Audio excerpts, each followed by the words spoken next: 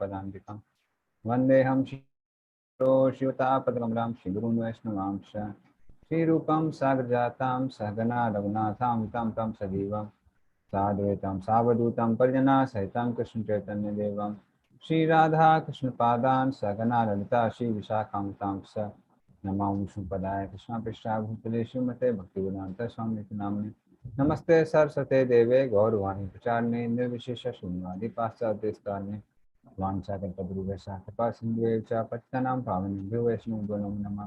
नमो महावदन्याय कृष्णप्रियहृदाय ते कृष्णाय कृष्णचैतन्य नाम्ने गौरवाणी नमः। हे कृष्ण करुणा सिंधु दीनबन्धु जगत्पते गोपीशा गोपिकान्ता राधा कान्ता नमस्ते तप्तकाञ्चन गौरांगी श्रीराधे वृन्दावनेश्वरी वृषभानुसुते सुते देवी प्रणमामि हरिप्रिये निवासाय मुक्ता परमात्मने बलभद्र सुभद्राभ्यां जगन्नाथाय ते नमः।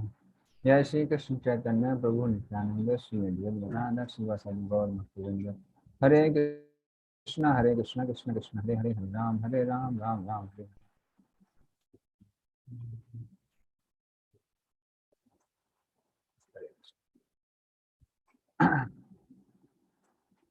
Hare Krishna. So some devotees were finding it a little difficult to understand the previous two chapters. So what I would do is, maybe for another 15 minutes, I would revise some of the important concepts which at least is expected for Bhakti Vaibhav devotees to understand. And if at least those concepts are not clear, then first we'll clear those concepts and then go ahead. So first we'll clarify those concepts. So some basic concepts, and then we'll proceed for further.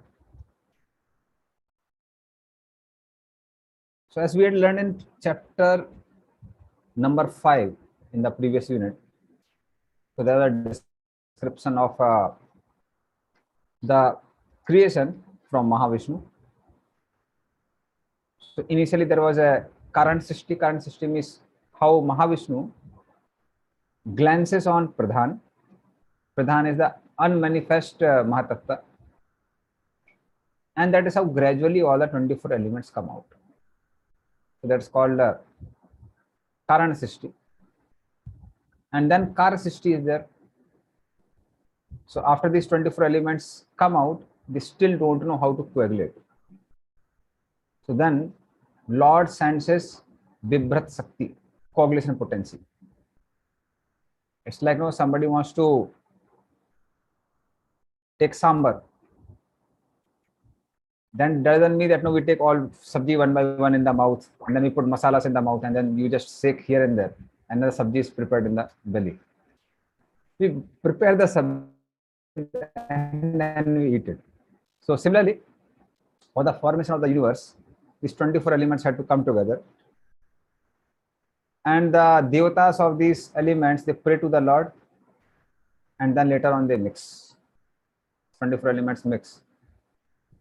And then gradually, the universe is formed. The universe itself is called Virat Rupa. Now, in this chapter number 6, which we had discussed this, that how Virat Rupa, which is universe, it is formed from the ingredients given by Garbhodaksha Vishnu. So the two concepts which we expect devotees to understand is that Lord is not just the effective cause or efficient cause, but he is also the material cause. So again, I will repeat the same concept of efficient cause and material cause. Material cause means the ingredients which are given. Effective cause means the one who does the whole work of giving the shape and structure to the ingredients. So now going back to the same example which we had taken before. The ingredient cause for the pot, clay pot, is clay itself. Because unless until clay is there, pot cannot be made. So the clay is called the material cause. So in a clay pot, clay is the material cause. Similarly, in a gold ring, what would be the material cause in gold ring? If you answer it, then I'll understand that you understood it. Gold. Gold, Prabhu. Yes, yes. Gold. Yeah. So gold is metal cause in gold ring. Similarly, in a house, what would be the material cost in a house? Stone. Bricks, mortar, everything. Cement, stone. Yes. So the stones, the bricks, the mortar, etc. They are the material cost. So now it is very clear. I'm confident now. So that's called the material cost. And in a pot, the potter himself is called the Upadan Karan. Sorry, the Nimitta Karan. Nimitta Karan means effective cause. Because unless and until potter brings the mud, rotates the wheel, gives the shape to the pot, then the pot cannot be made. So he is called the effective cause. So potter is the effective cause for the pot. Similarly, who is the effective cause for a gold ring? Goldsmith, Yeah, goldsmith, right. Who is the effective cause for the house? Civil engineer or Yeah, construction engineer, yes. Architect. So civil architect. architect. So all of them are called the effective cause. Perfect. So now at least effective cause and mental cause is very clear to everyone. So similarly for this entire universe also, Mahavishnu is the effective cause because unless until he glances on Pradhan, the universe is not formed. And then within the each universe also, one thing is very clear that Garbhodaksha is Vishnu is the effective cause because from his navel comes the lotus. And above the lotus, Brahmaji engineer comes. And the subtle concept of universe, which is called Virat Rupa, just like a blueprint for a house, is also given by Garbhodaksha Vishnu only. So he is the one who is the blueprint. But at the same time, even the ingredients of this universe come from Garbhodaksha Vishnu only. And that was explained in chapter number 6, text number 1 to 17. So if you remember the two formulas which I gave, that how from Lord's subtle sense organs, I'll show maybe the PPT now, which I had shown before.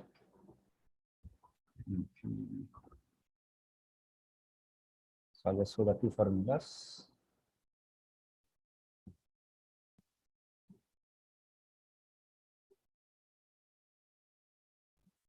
Just a minute.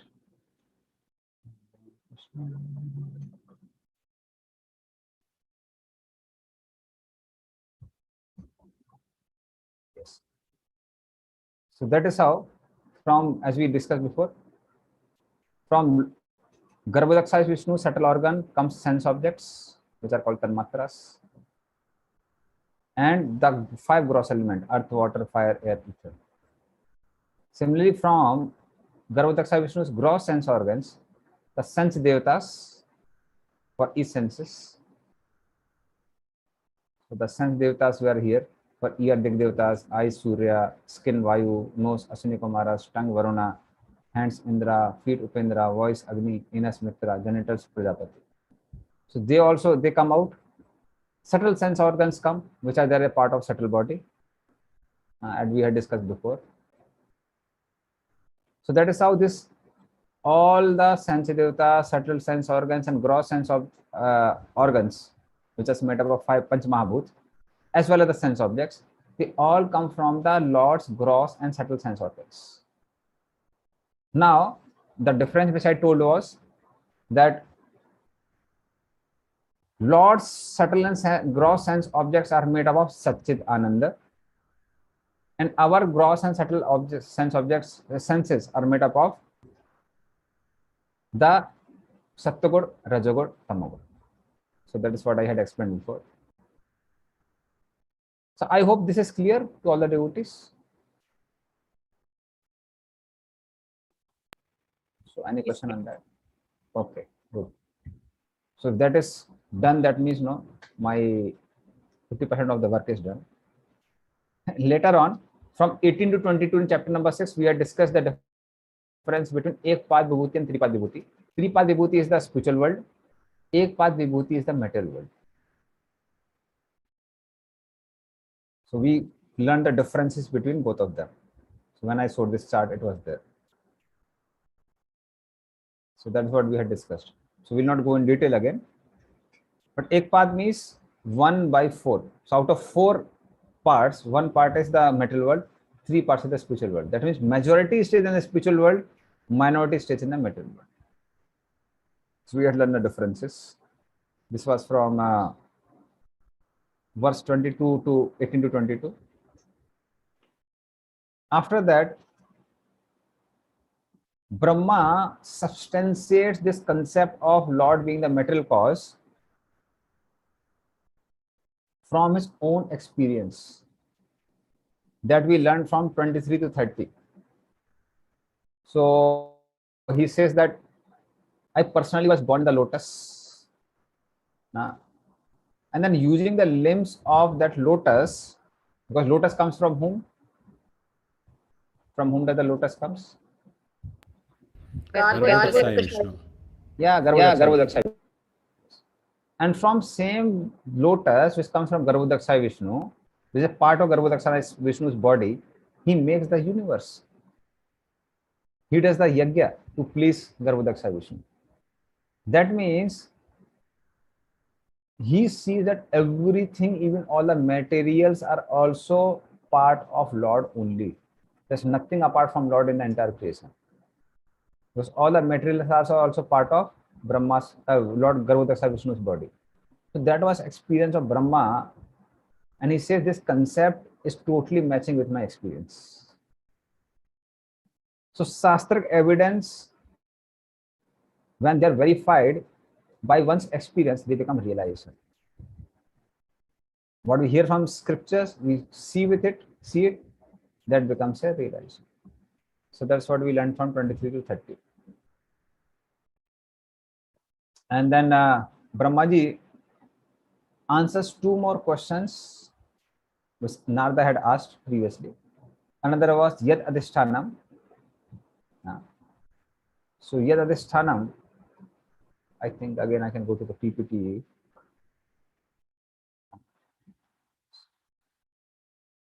So just a minute. We go further.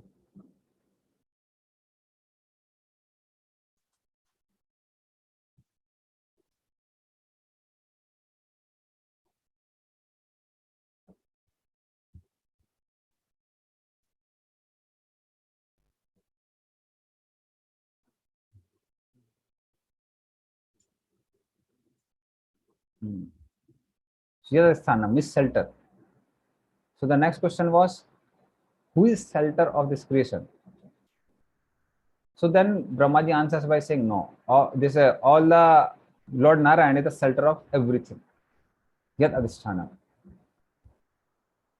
Then question number 5 was Yat Param. So that again Brahmaji answers by saying, Yat Param is on whom is this dependent? So it says, Brahmaji says, Lord Vishnu is only maintainer also. So this creation is also maintained by Lord Vishnu. So then how do we believe in Brahmaji's words? Brahmaji explains from 34 to 38. So first verse which he speaks is Inna Bharate me angar me soplakshpe na me kachin me man somrita gati. Na me risikani patantya satpate yan me hridaya kantha deto harihi. Saying that my words cannot go wrong, my activities cannot go wrong, my senses cannot go wrong because I have captured Lord's lotus feet within my heart.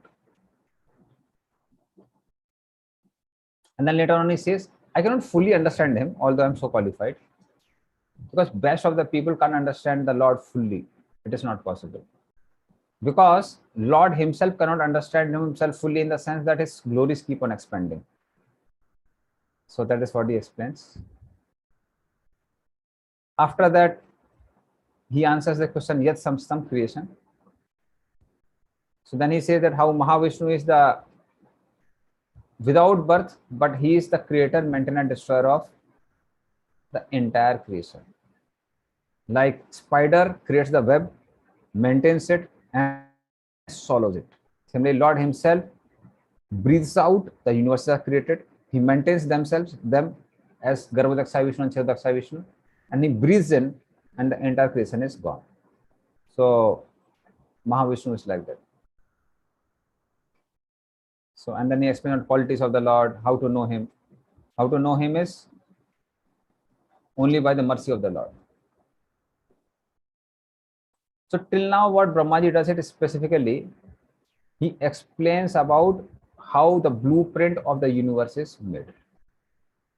So that was in chapter number 6. Now go into chapter number 7. So in the chapter number 7, we'll discuss the rest of the chapters now. Few verses which were remaining. But I'll tell in summary what we had discussed before. So in chapter number 7, which we discussed in the previous class. Okay, before going to chapter number 7, is there anything on chapter number 6 which you didn't understand, or you had some question on that?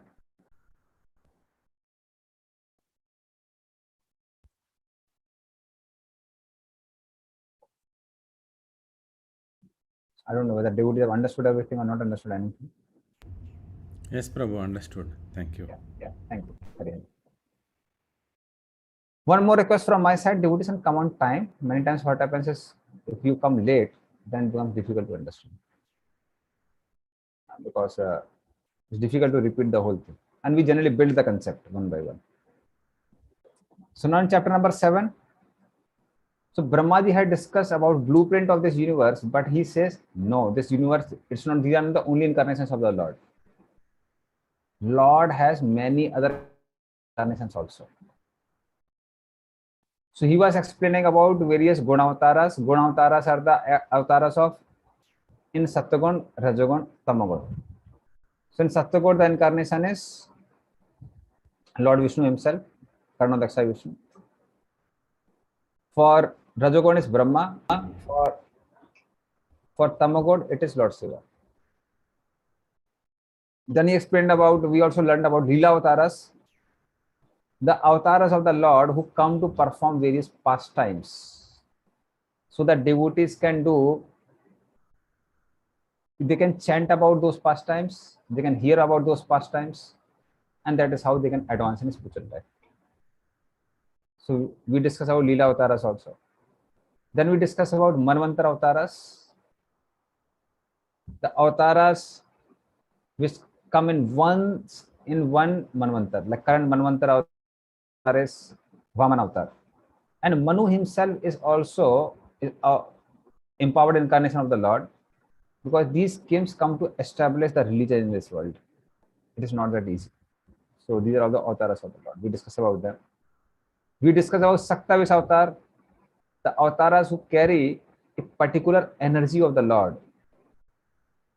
Like for Gyan, it is 4 Kumaras. For Bhakti, it is Narada Muni. So we learned about all these avatars also. We also learned about different vibhutis of the Lord. That how Lord is a source, his vibhuti of chivalry in Parasuram by finishing off the Kshatriyas 21 times. So these are also vibhutis of the Lord. And for what purpose they came, that was discussed. So that is what we discussed in the initial past time. We were discussing about so many personalities. Parasuram, Kurmavatar, Hari, Vaman, Hamsavatar in the last class. And we also discussed about the avatari, who is the source of all the incarnations, in text 26 to 35. So we discussed quite elaborately about the pastimes of Krishna. So this was till 35. Then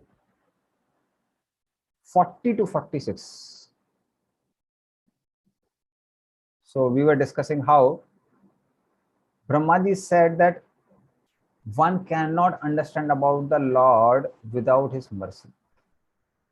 In this world, nobody can count the number of atoms, as we had discussed from the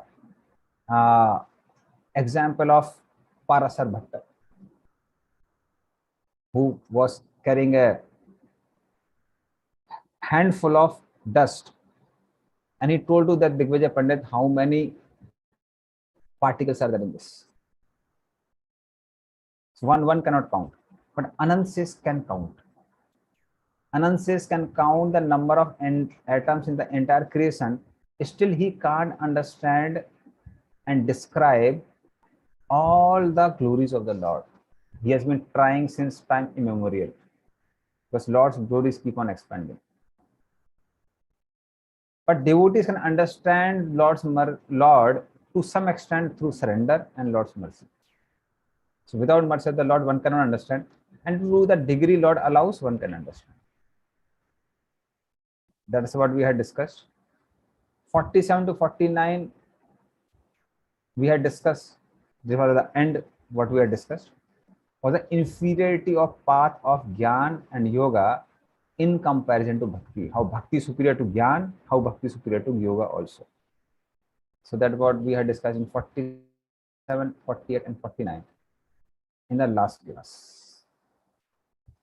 Now we'll discuss verse number 50 onwards. In this second canto, chapter number 7 also, does someone have any question? Hopefully devotees have gone through it.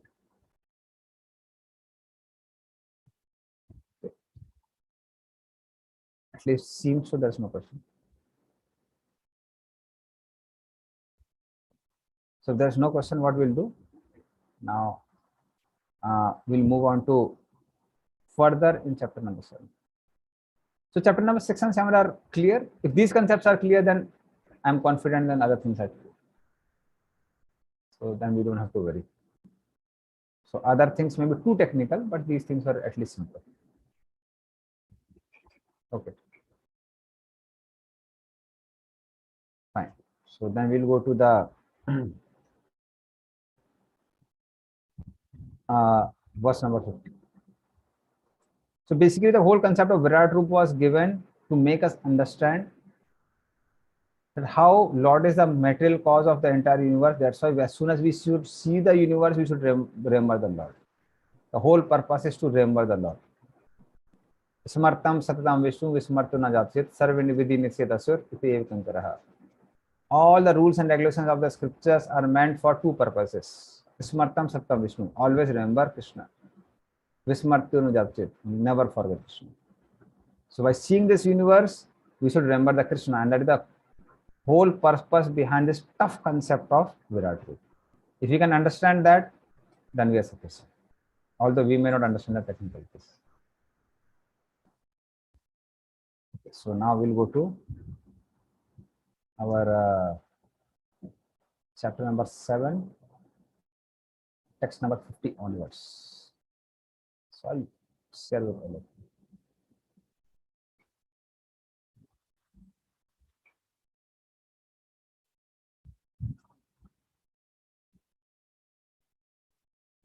So this is basically the summary of text chapter 5 to 7.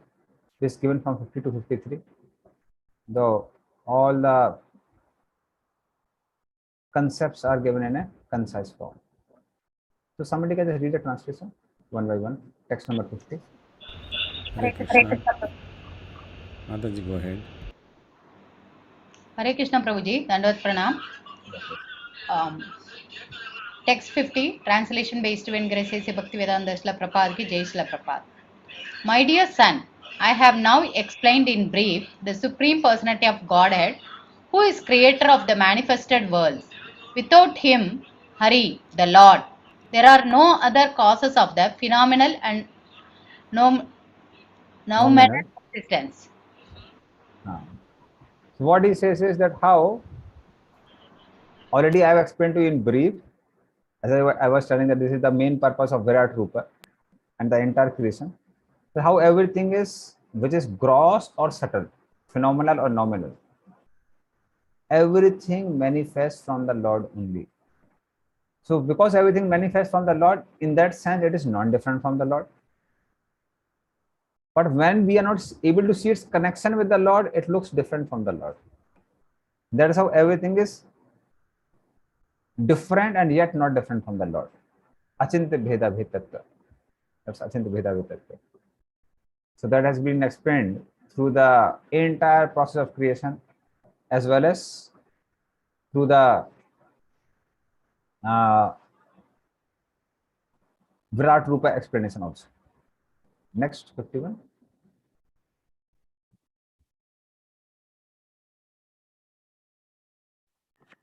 Hare Krishna Prabhu. Yeah. Please accept my humble obeisances.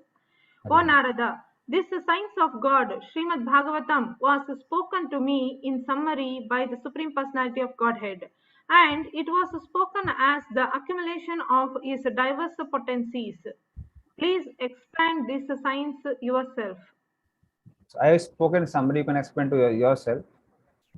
So what Brahmaji speaks is that I spoke about different incarnations, like 3 Purusha avatars, Garbhodaksha Vishnu, Karnodaksha Vishnu, Thirodaksha Vishnu, how they create, maintain the universe.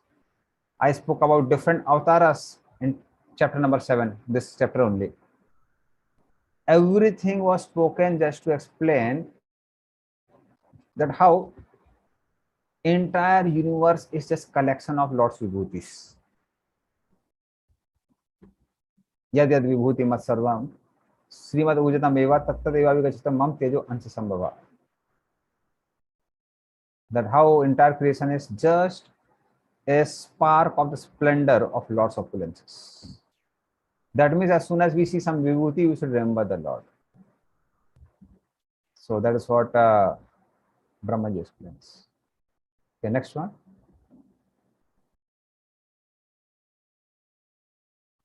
Hare Krishna Prabhu, please accept my respectful obeisances. Okay. Describe the science of Godhead with determination and in a manner by which it will be quite possible for the human being to develop transcendental devotional service unto the personality of Godhead Hari, the super soul of every living being and the summum bonum, source of all energies. Yeah. So this should be the mood of a speaker.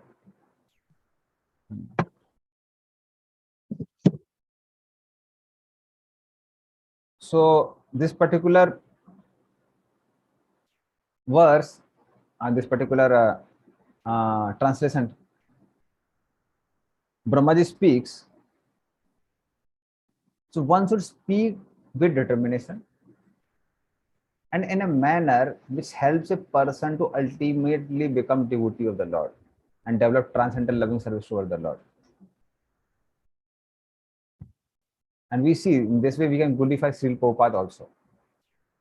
Srila Prabhupada wrote Bhagavad Gita in a way that the purports appeal again and again in a way that a person accepts Krishna consciousness. That's why you find many places Karma Yoga also is translated by Lord Prabhupada as only, and Jnana Yoga sometimes also translated by Prabhupada as devotion service, bhakti. The whole purpose is that Bhagavad Gita should be translated in a way that people are inspired to pick up Krishna consciousness. So similarly, science of God should be explained in a way that people pick up transcendental devotion service. The Lord who is super soul of all beings, as well as the prime cause of all the energies. So now there are different incarnations of the Lord. Leela Avataras are there, Goda Avataras is there, Purusha Avataras are there.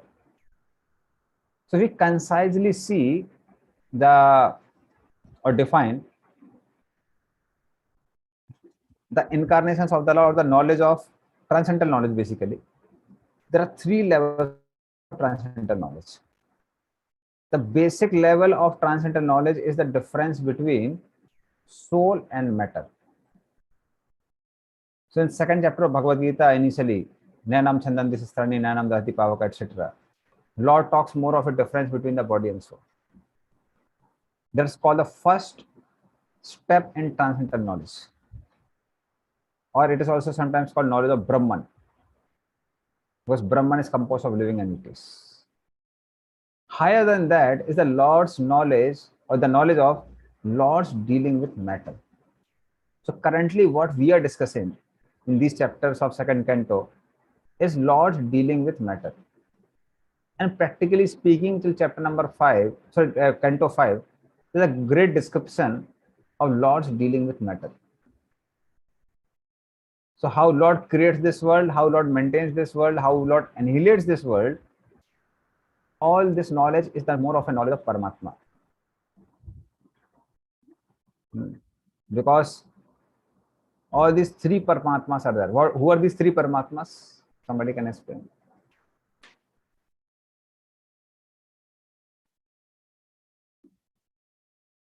Who are three Paramatmas?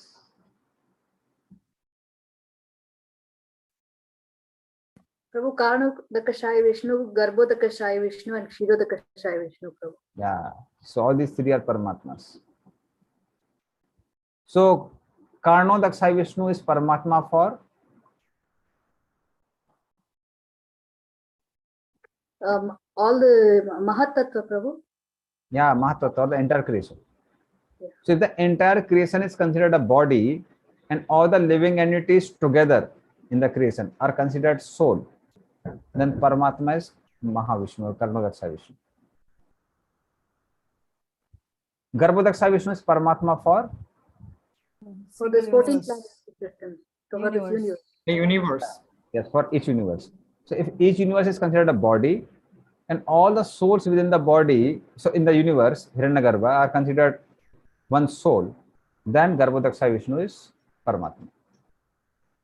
Similarly, Karnodakashayi Vishnu is Paramatma for Kshirodakashayi, Prabhu. sorry, Kshirodakashayi Vishnu. All the other living entities. Yeah, for individual living entity. For individual living entity, Kshirodakashayi Vishnu is the Paramatma. In this way, these three Paramatmas are there. So the creation, maintenance, and destruction of this universe is more dealing with matter and material laws. That's as knowledge is a little more higher.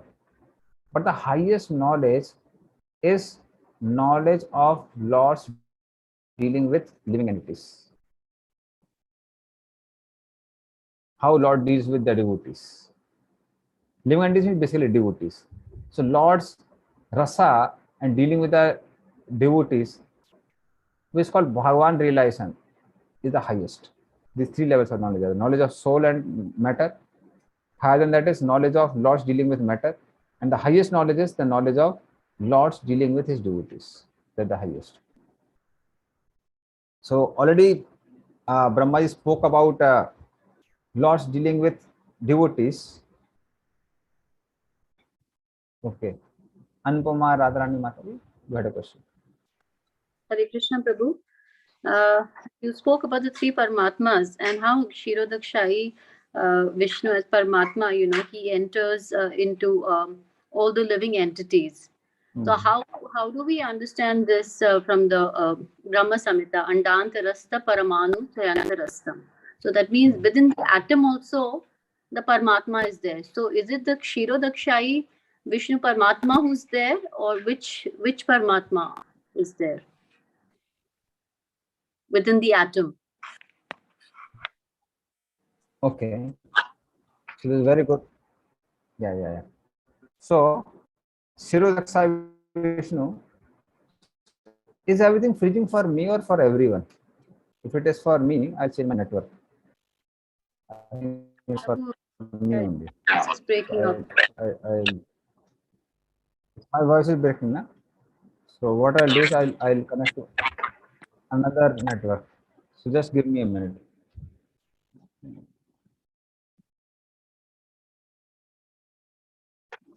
Hare Krishna.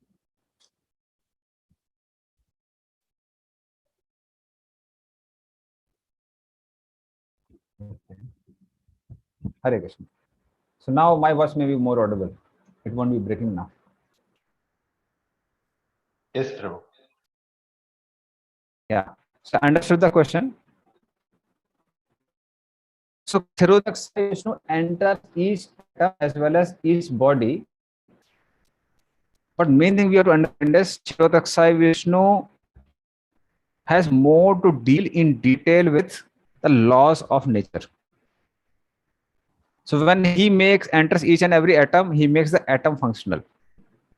When he enters each and every body, he makes a body functional. And when he enters in each and every body, he deals with living entities according to the material laws. For an example,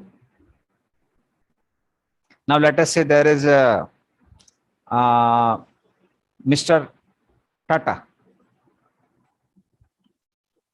And Mr. Tata, for the employees, he has a hospital. Tata Hospital is there. Let us say he allows that any employee can immediately go and get treatment free of cost. That facility is given. But if Mr. Tata happens to see that his own son has met an accident, will he wait for the people to give medical facility from the hospital? Anupama Mataji can answer. I think he would expect that his son be given preference and be attended to immediately. Yeah. Rather, I would say he would personally go and admit his son even to a better hospital, which may not be like his own hospital, it may be some other hospital also. So Lords, this Tata's dealing with individual employee is like Lords dealing with the conditioned living entities in a conditioned state. But Lords dealing with his devotees is like Tata's dealing with his own son. So that is a difference. That's a major difference. So that's why Kshirodaksai Vishnu, when he enters as Paramatma in each and every living entity's heart, it's like Tata dealing with his employees. But Lord dealing with his own devotees is very personal.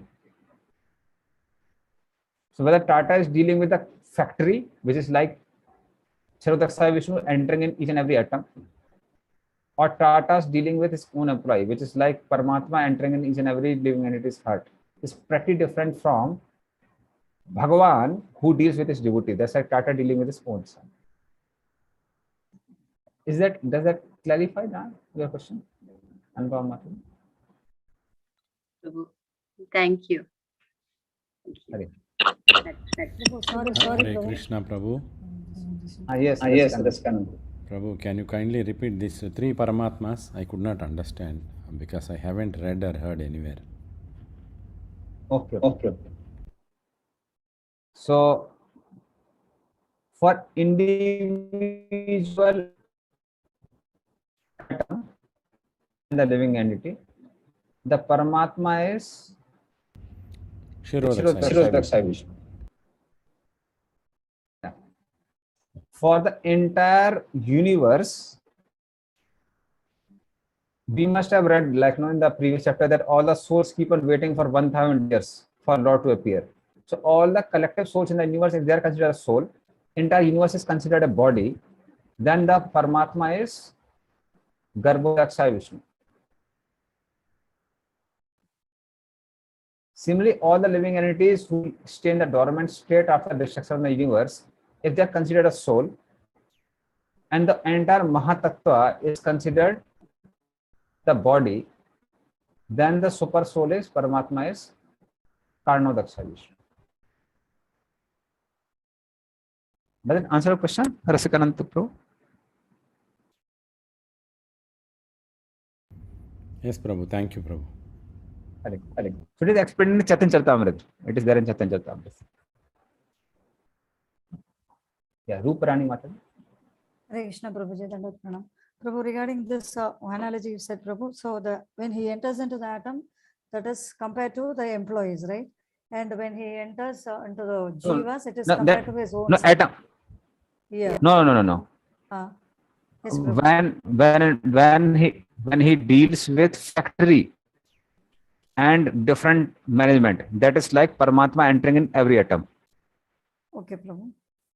When he deals with his own employees, that is like Paramatma entering in every jiva's body, Jiva. because he deals in a because he deals with them according to their karma.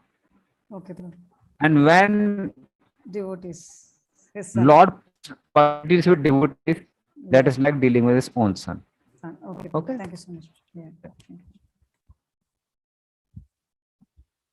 Kavi Roop Radhika Mata. Hare Krishna Prabhuji, Dandat Pranam. Hare Krishna. Prabhuji, I understand that we are saying Garbhodaga Shai Vishnu, Karnadaga Shai Vishnu, and Sirodaga Shai Vishnu for the concept wise, yes, for all the material creations, I mean, for the entire universe of all the living entities. But as such, the Vishnu, is there any difference between those Vishnus, Prabhuji? Why we are different? Is that only the difference in the name So or qualities of the Vishnus? How does it why we are calling it a different Vishnus for this? I just want to understand that little bit, Prabhuji. okay, yeah, thank you, good question. So these Vishnus are different in terms of functionalities. So Karnodaksha Vishnu deals with the entire creation in total. Garbhodaksha Vishnu deals with the universe, and Paramatma or Chirodaksha Vishnu, the third one, the Chirodaksha Vishnu, he deals with each and every living entity as well as each and every atom. So they're different in functionalities.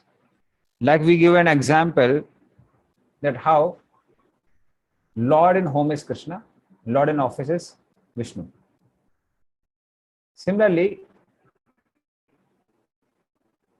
Mr. Tata also, let us say, if he goes in a construction field, he may be wearing the helmet and everything, no, and all the things, because anything can fall on his head also. He has to wear all the safety equipments. If he goes in a software lab, then he would be just free sitting in the AC, maybe with t-shirt and pant and no quite casual clothes. And if he goes in the mines, then he has to wear different clothes.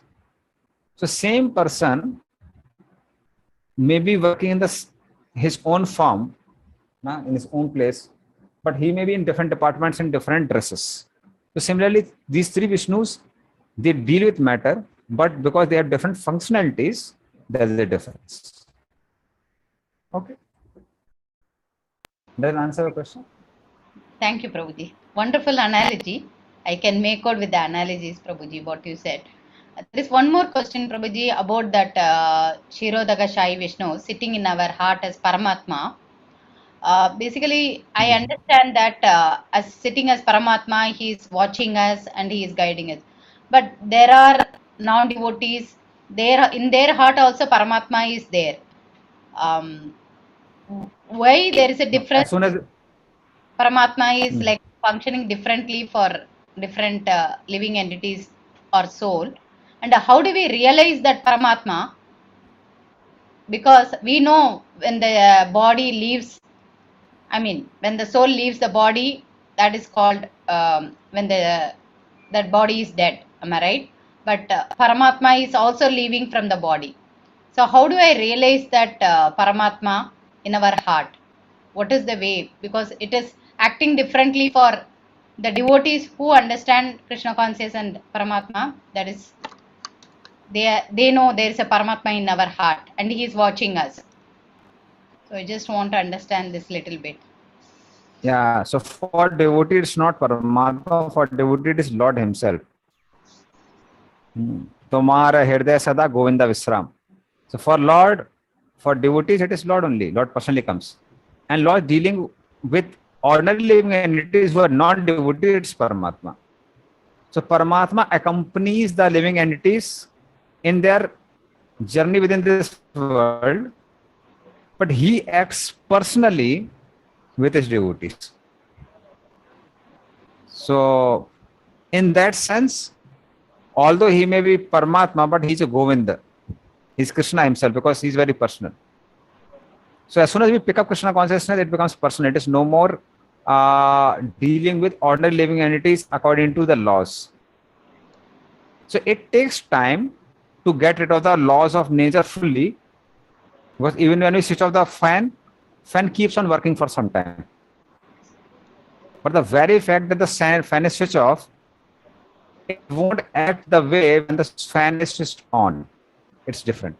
Similarly, for devotees, we have got this manifested body, and for this life, it is finished. We have to follow the laws of nature.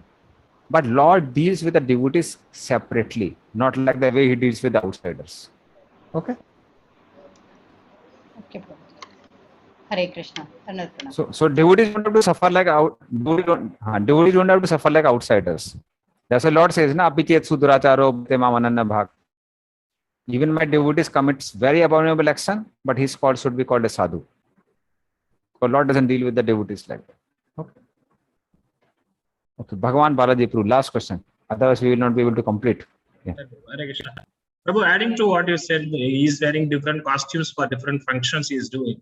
So, what's the significance when Mahavishnu is there? He don't have Anantasesh or Lakshmi in there, right? When the Mahata for that Mahavishnu. No, no, When he they are- becomes Garbhoda Gashaya Vishnu, yes. I mean, is there any correlation to that or reason? No. Both of them have Anantasesh, both of them have Lakshmi.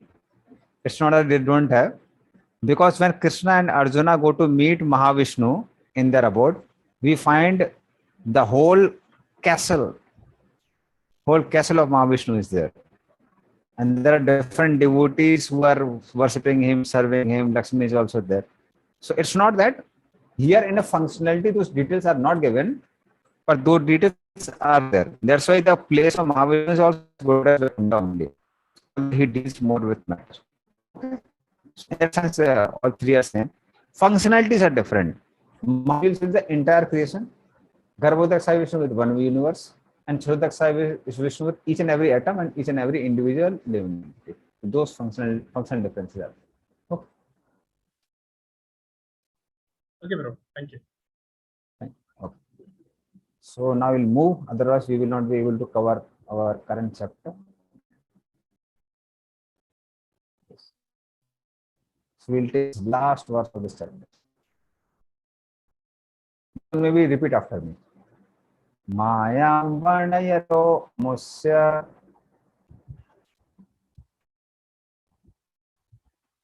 ईश्वरस्यानुमोदतः सन्वता श्रद्धया नित्यं माययात्मा न मुह्यति. Read the translation. Hare Krishna, translation by Srila Prabhupada, Jai Srila Prabhupada. The Lord's activities in association with his different energies should be described, appreciated, and heard in accordance with the teachings of the Supreme Lord. If this is done regularly with devotion and respect, one is sure to get out of the illusory energy of the Lord. Hare Krishna. Yeah. So this verse is called guiding verse for Canto number 2 to 5. Sanvata Sadhya Nitam Maya Atmana Muhyati. If one hears about Lord's dealing with Maya, Lord's dealing with matter, with devotion and respect, what happens is one can get rid of illusory energy of the Lord. Because what happens is when it comes to the Leelas of the Lord, they look very attractive. So all the people become very excited, very enlivened, very jubilant when they hear about the Leelas of the Lord. But when it comes to the Lord's dealing with matter, people become bored, they become sleepy. So whenever I go to give this donor programs, so I just speak out Leela. I don't speak about any philosophy. And all the people become so happy, so enlivened. They say, Prabhu, can you give link to some other lectures also? So I tell them, I have a link, but I will not give to you. Because all your appreciation for me, which was there, will go away. Because you will hear all intellectual lectures, you will become bored and then say, no, he's not a good speaker. Looks very sweet. Dealing with Maya doesn't look sweet. But in Canto 2 to Canto 5, lot of descriptions of Lord's dealing with matter is described. Still, we should hear it, read it with devotion and respect, because that helps us to get out of illusory energy of the Lord. Because as soon as we hear about Lords dealing with matter, we have to deal with matter each and every day. And by regularly hearing it, what happens is we are able to see its connection with the Supreme Lord. And when we are able to see its connection with the Supreme Lord, we can get rid of the illusory energy. For example, when we go out in your current day, lot of heat. So as soon as we see the sun, we can immediately remember, if we have read Bhagavatam, oh, sun is the eye of Virat Roop. Sun is compared to the Lord who dissipates the darkness in the daytime. Wherever there is sun, Krishna, there is no Maya. So all these things which we have heard till now, they'll help us to remember the Lord by seeing the sun. So that is how laws dealing with matter helps us to come out of Maya. Now we'll just read the purport. What are Prabhupada's comments on this particular verse? So please just read the purport. The science of learning. Prabhuji, Dandavat Pranam. The science of learning a subject matter seriously is different from the sentiments of fanatics. Fanatics or fools may consider the Lord's activities in relation with the external energy to be useless for them, and they may falsely claim to be higher participants in the internal energy of the Lord. But factually, the Lord's activities in relation with the external energy and the internal energy are equally good. On the other hand, those who are not completely free from the clutches of the Lord's external energy should devotedly hear. No, I'll just devotedly hear regularly about the activities of the Lord in relation with the external energy. They should not foolishly jump up to the activities of the Lord's internal energy, falsely attracted by such activities as is Ras Leela. The cheap reciters of the Bhagavatam are very much enthusiastic about the activities of the Lord's internal potency, and the pseudo devotees absorbed in the material sense enjoyment falsely jump to the stage of liberated souls and thus fall down deeply into the clutches of external energy. Thank you, Prabhuji. Please continue. That's not ended. Sorry, Prabhuji. Some of them think that to hear about the pastimes of the Lord means to hear about his activities with the gopis or about his pastimes like lifting the Govardhana hill, and they have nothing to do with the Lord's plenary expansions as the Purusha avatars and their pastimes of the creation, maintenance or annihilation of the material worlds. But a pure devotee knows that there is no difference between the pastimes of the Lord either in Rasa Leela or in creation, maintenance or destruction of the material world. Rather, the descriptions of such activities of the Lord as the Purushavatars are specifically meant for persons who are in the clutches of the external energy. Topics like the Rasa Leela are meant for the liberated souls and not for the conditioned souls. The conditioned souls, therefore, must hear with appreciation and devotion the Lord's pastimes in relationship with the external energy. And such acts are as good as the hearing of Rasa Leela in the liberated stage. A conditioned soul should not imitate the activities of liberated souls. Lord Chaitanya never indulged in hearing the Rasa Leela with ordinary men.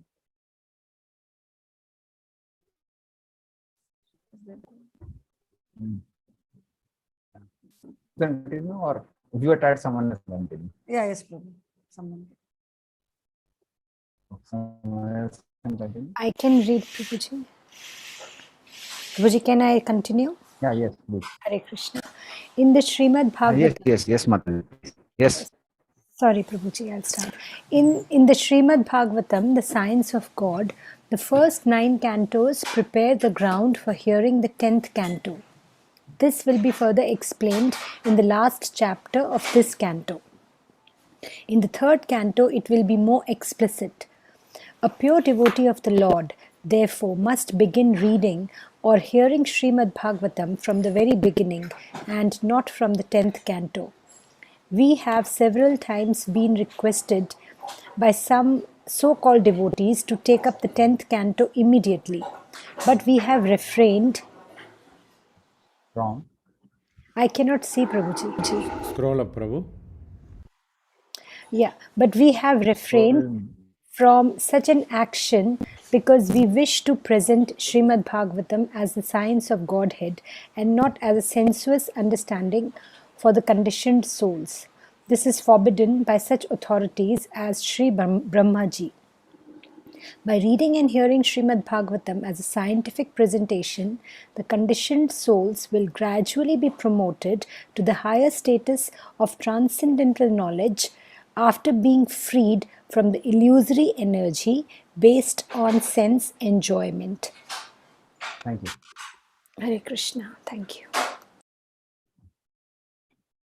So laws, one should be eager to hear all about God in dealing with matter also.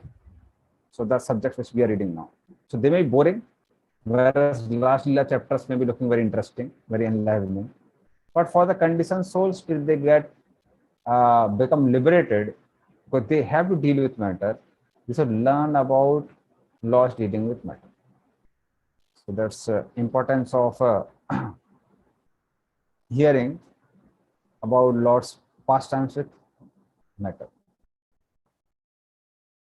Okay, so what I'll do is now we can have one small group work, and then we'll move ahead to the next. I think that would be better. Or what we'll do, we'll quickly go through the next chapter, and then we'll go to the group work. You can do that also. 2.8. We'll go to 2.8 now. I'll just share the PPT with all of you. So 2.8, there are a lot of questions of Parikshit Maharaj. That's, I think all of you can see. So that's perfect. So in first 6 verses, Parikshit Maharaj inspires Sukadeva Goswami to speak Harikatha.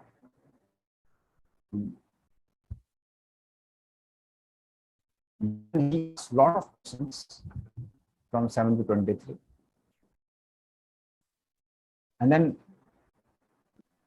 Parikshit Maharaj encouraged Sukadeva Goswami to speak and answer questions. Hare Krishna Prabhu, I don't know if it's just me, but I think you're cutting off in between. Is it for everyone? Yes, Prabhu, voice is breaking. Prabhu, I'm not able to actually comprehend this. Prabhu, voice is breaking. Get better if the video is off. Only audio might help you to have a better voice. Okay. Yeah. So I can't do better than that because I have only 2 networks which are available for them.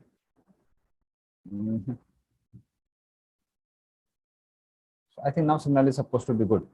Am I okay now? Or voice is breaking now also? No, it's better now. Better, Prabhu. Okay. Actually, because during the rainy season, the signal keeps on fluctuating here. It's a bit difficult. I'll just repeat the summary of this chapter.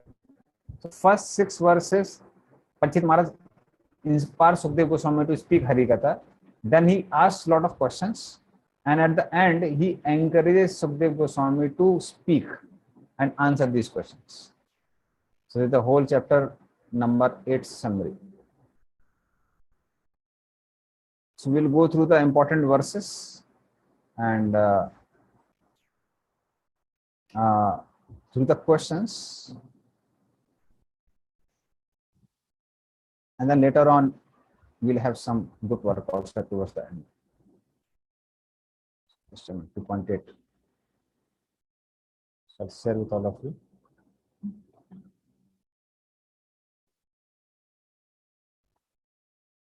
So these are questions by King Parikshit. So initially, Parikshit Maharaj inspires Sukadeva Goswami to speak Harikatha. So somebody can just read text number 1. Hare Krishna Prabhu.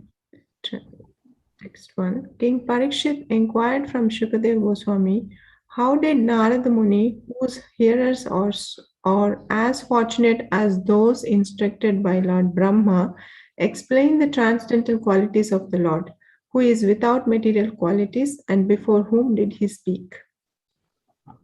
So then he says, okay, this you told about the whole episode of Brahmaji's conversation with Narada Muni, but after Narada Muni heard whole thing, how did he preach to it? How did he preach about it?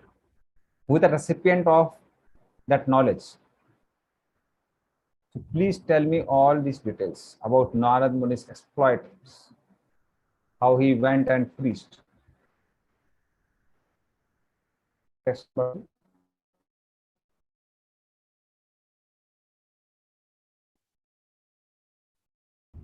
Hare Krishna, can I read, Prabhu? Yes, please. Yes. The king said, I wish to know narrations concerning the Lord, who possesses wonderful potencies, are certainly auspicious for living beings in all planets. Hare Krishna. So he inspires Sukadeva Goswami saying, please speak Hari Katha. Please speak about Lord Hari. Now, because when you speak about him, it produces auspiciousness in the world. Because Hari Katha is the only thing which is auspicious for the whole world. All other things in this world are relative. When you favor one country, another country is threatened. When you favor one person, other person is threatened. But Hari Katha is such a thing that it produces auspiciousness for everyone. Parikshit Maharaj, and these verses they come many times. We'll see in Srimad Bhagavatam. So in 10th canto also, Parikshit Maharaj, he says that how each and every person who's involved in speaking Hari Katha gets the benefit.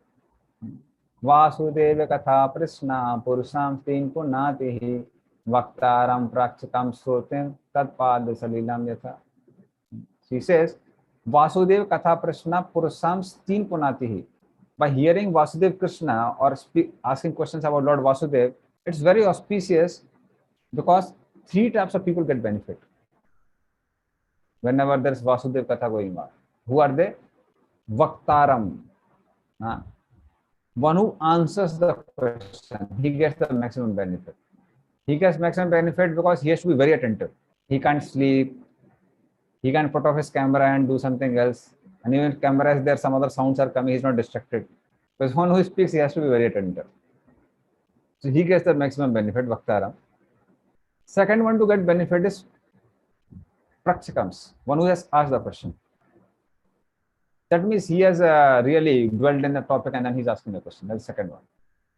And third is Shrotrims, the other people who hear the question answer. They are the ones who get the benefit. So all 3 get the benefit.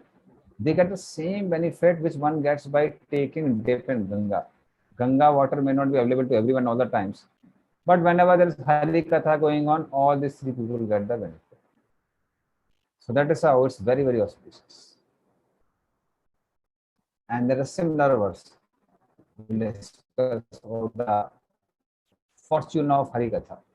Fortune which Hari Katha speaks. Kathayasva, you can repeat these verses after me. These 3 verses, 3, 4, 5 are like very good verses. Kathayasva Mahabhaga. Kathayasva Mahabhaga. Yataham Akilatmani. Krishne Nivese Nisangam.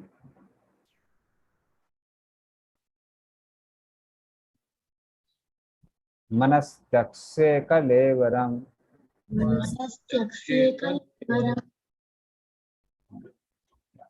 Please read the translation. Translation as well as the purport. Hare Krishna Prabhuji, Dandavat Pranam. Translation based on Graces Bhakti Vedanta Srila Prabhupada. Jai Srila Prabhupada. O greatly fortunate Sukadeva Goswami, Please continue narrating Srimad Bhagavatam so that I can place my mind upon the Supreme Soul, Lord Krishna, and being completely freed from material qualities, thus relinquish this body. Purport. To be fully engaged in hearing the transcendental narration described in the text of Srimad Bhagavatam means to constantly associate with the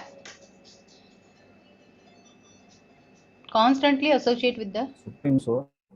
Prabhuji, I can't see that. I can't see that. Net is slow maybe. Where he? Yes, Scroll up, Prabhu. Now it's visible. Yes, Prabhuji, I can see. Means to constantly associate with the Supreme Soul, Sri Krishna. And to constantly associate with the Supreme Lord Krishna means to be liberated from the qualities of matter. Lord Krishna is like the sun, and the material contamination is like darkness. As the presence of the sun dissipates darkness, constant engagement in the association of the Lord Sri Krishna frees one from the contamination of the material qualities. Contamination by the material qualities is the cause of repeated birth and death, and liberation from material quality is transcendental. Maharaja Parikshit was now a realized soul by the secret of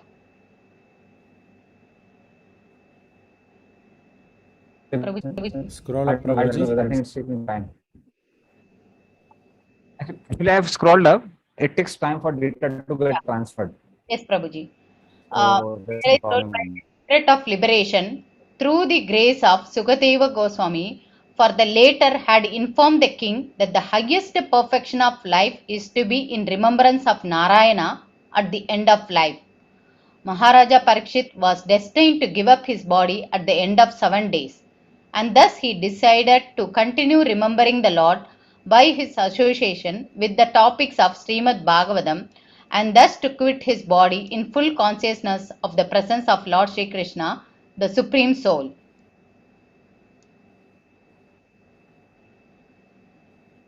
Okay, that's enough.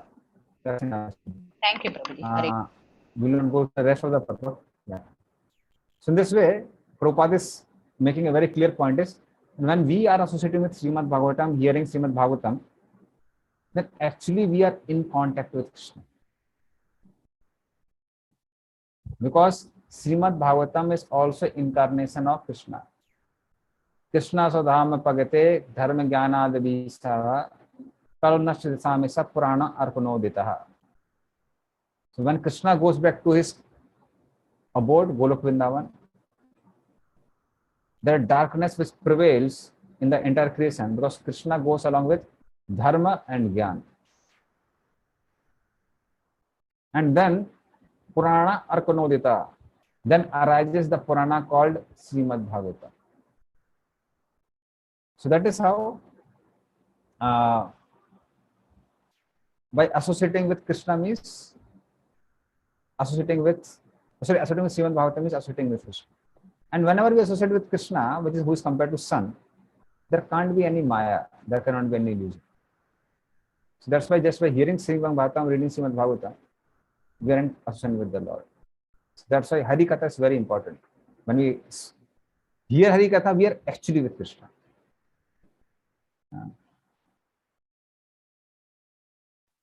So that is how very important. So text 4 also you can repeat after me. And the devotee who has Bhagavatam with him, maybe he can read the translation and purport so that the things are not interrupted because of internetness. Sarvata Sadhaya Nityam. Srimata Shraddhaya Nityam. Granatascha Swateshtitam. Granatascha Swateshtitam. Kalena Atidirghena. Valena Natidirghena. Bhagavan Visate Hidi. Bhagavan Vishate Hridi. Please read translation. Hare Krishna Prabhu, Pranam. Translation. Persons who hear Srimad Bhagavatam regularly and are always taking the matter very seriously will have the personality of Godhead, Sri Krishna, manifested in their hearts within a short time. Purport by His Divine Grace Srila Prabhupada. Srila Prabhupada ki jai. Cheap devotees or materialistic devotees of the Lord are very much desirous to see the Lord personally without meeting the requisite qualifications. Such third-grade devotees should know well that material attachment and seeing the Lord's job on behalf face-to-face cannot go together. It is not such a mechanical process that the professional Bhagavatam reciters can do job on behalf of third-grade materialistic pseudo-devotee. The professional men are useless in this connection because they are neither self-realized nor interested in the liberation of the audience. They are simply interested in maintaining the material establishment of family attachment and earning some material benefits out of the profession. Maharaja Parikshit had no more than 7 days to live, but for the others, Maharaj Parikshit personally recommends that one hear Srimad Bhagavatam regularly, Nityam, always by one's own effort and with serious devotion also. That will help one see the Lord Sri Krishna manifested in one's heart within no time. The pseudo devotee, however, is very anxious to see the Lord according to his whims, not making any serious effort to hear Srimad Bhagavatam regularly and without detachment from material benefit. That is not the way recommended by an authority like Maharaj Parikshit, who heard and benefited by hearing Srimad Bhagavatam. Hare Krishna. Thank you. This is like very important verse. Sarvata Sraddhaya Nidhyam. One who hears with Sraddha, and Nityam is every day. Not that no Bhagavad Sapta you just hear for 7 days and then rest of the year one just does all nonsense. So certainly hearing 7 days is better than not hearing at all. But it's more important to hear daily, Nityam. And then Grantas Chasateshitam Kalena na ati dirghena. Na ati dirghena, it won't take much time. Bhagavan visite hirdi, that Lord will reside in one's heart. So very soon Lord will start residing in one's heart that means one's consciousness will pervade with Lord Vasudeva, with Krishna. So that's the benefit of hearing Srimad Bhagavatam. So Prabhupada writes, so that's why it should be Nityam, not through some reciters. Hear from or who speak for maintaining the family. Because a devotee can give devotion. Bhaktya sanjayata bhaktya. One who has bhakti can give bhakti. One who doesn't have devotion cannot give devotion. We find even in Chaitan Bhagavad it is written that how Devanand Pandit, before he met associates of Lord Chaitanya, he was reciting Bhagavatam, but he couldn't understand the essence of Bhagavatam is bhakti. Only after he met the devotees of the Lord, then he could understand how Bhagavatam is meant for giving bhakti. So that's why only devotee can give devotion. Okay, the next one. This is also a very beautiful verse. Yes. Yes, Mataji. Okay, I can ask later a small question. You can ask me now. Yes. Prabhuji, like you just now, in this verse, it says that Sri Krishna manifested in their hearts. So just now you explained that Lord is there within the hearts of every living entity as Paramatma. But when there is devotion, then he becomes like he's realized as Govinda rather than as a Paramatma. That's the difference. So this is how we understand it. Yes. He's within the heart of everyone, but manifesting means that he's manifesting now as Govinda, not as Paramatma anymore, right? Yes. Thank you, Hare Krishna. Yes, like Mr. Tata may be having an employee, but as soon as that employee happens to become his family member, let us say there is some girl working in Tata company, but when his son marries that girl, she becomes now daughter-in-law. Then the rules will change. He won't deal with her like an employee, he will deal with like daughter-in-law. So similarly, as soon as one takes to devotion service, the laws change. Lord doesn't deal with the devotee the way he deals with ordinary condition remaining peace.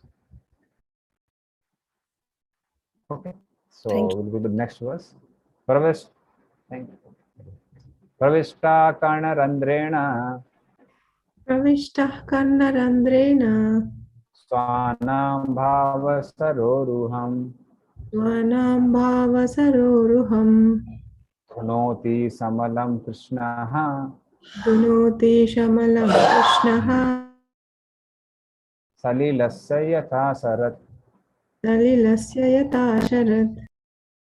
Please Hare translate. Krishna.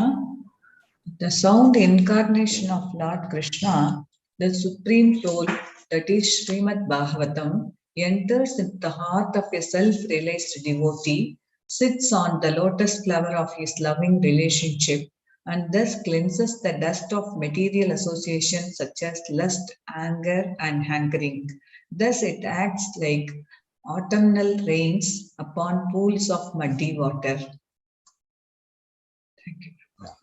So in the normal rainy season, the muddy waters are very, the waters of the pond is very muddy, but there are heavy rains. But in the autumn season, whenever there are rains, the muddy water, the mud subsides. And then the water becomes very clear. So similarly, when Lord enters in the heart of devotee, then lust, anger, hankering, etc., it goes away. So that means even if one is not able to realize the Lord immediately, soon he'll become cleansed and he will be able to realize. So it may take some time.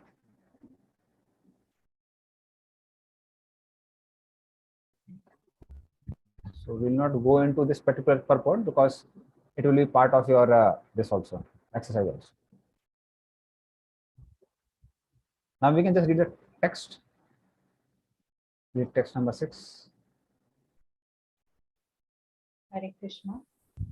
A pure devotee of the Lord, whose heart has once been cleansed by the process of devotional service, never relinquishes the lotus feet of Lord Krishna, for they fully satisfy him, as the traveler is satisfied at home after a troubled journey.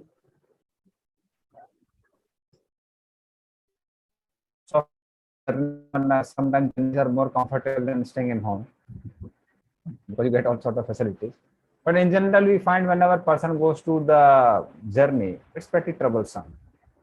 We meet a lot of unexpected things. We have to deal with the different type of people.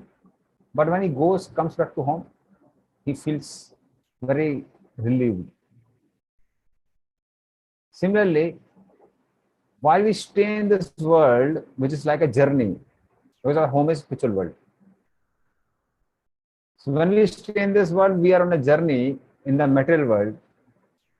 We are troubled. But as soon as Lord sits in the heart, we pick up process of Krishna consciousness, and slowly the troubles of journey, which are like lust, envy, pride, greed, etc., they go away. And then one is at home. One realizes one's relationship with the Lord, and one, in this way, one is as good as staying in the spiritual world. So that time, one never relinquishes the lotus feet of the Lord. One goes, one gets that realization, one will never give up Krishna after that. So that's the benefit of hearing Hari Katha. So initial thing is, one hears Lord established in the heart. When Lord established in the heart, dirty things go away. Like in the autumn and rains, the pool becomes free from muddy water. And after these troubles go away, then Lord becomes seated in the heart. One takes fervent shelter of the lotus feet of the Lord, and then one never relinquishes the lotus feet of the Lord. One becomes like a pakka devotee. So that is the benefit of hearing Hari Katha. Now, Paris asked a lot of questions. We'll quickly go through them. And somewhere wherever it is needed to explain something, I'll explain. So he asked a lot of questions from 7 to 20. So please read 7th translation. Go ahead, Mataji. O learned Brahmana, the transcendental spirit soul is different from the material body. Does he acquire the body accidentally or by some cause? Will you kindly explain this? For it is known to you. So basically, he's asking about the process of transmigration. So 7 to 11, 7, 8, 9, 10, 11. These verses, Pachit Maharaj asked questions which are very relevant for Santras Bhakta and Dasras Bhaktas. So they're very relevant for them. Please read 8.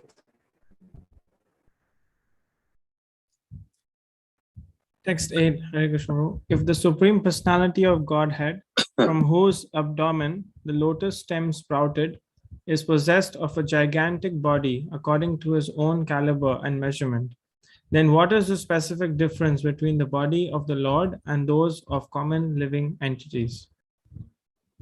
So Lord also has body, we also have body. What is difference? So now we understand it's substance and material, but he asks this question. Next.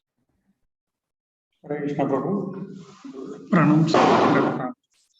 Brahma, who was not born of a material source but of the lotus flower, coming out of the navel abdomen of the Lord, is the creator of all those who are materially born. Of course, by the grace of the Lord, Brahma was able to see the form of the Lord. Hare Krishna Prabhu. Thank you. So that's he's asking about that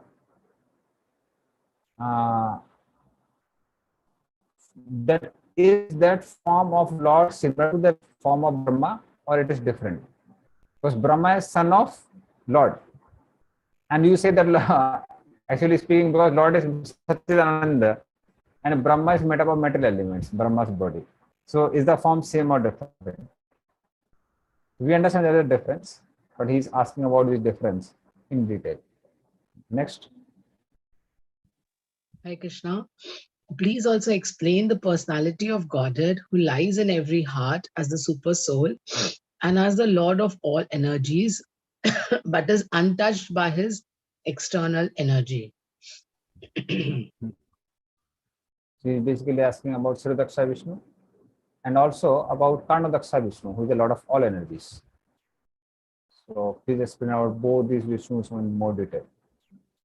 Next verse. Hare Krishna Prabhu. Text number 11. O learned Brahmana, it was formally explained that all the planets of the universe with their respective governors are situated in the different parts of the gigantic body of the Virat Purusha.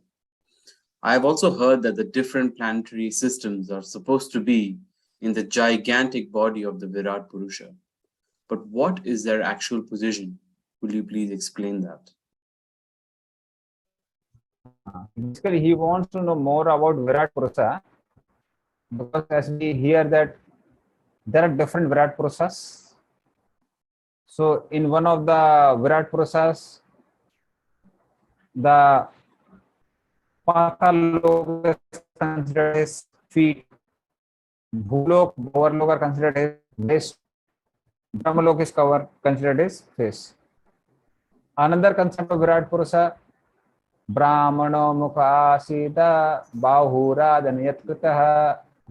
So the Brahmanas are considered as face, the Kshatriyas are considered as hands, Vaisya are considered as belly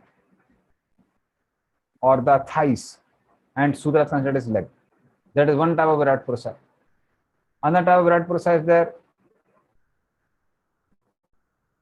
like planetary system, which is yogis meditate in the night time. It has Sorry, inverted bro. dolphin. Can you repeat the last one you said? You're cutting off again. The last type of Virat Purusha. Yeah. So last one is inverted dolphin stars. So there they see the stars and many yogis meditate on that Virat Purusha in the night.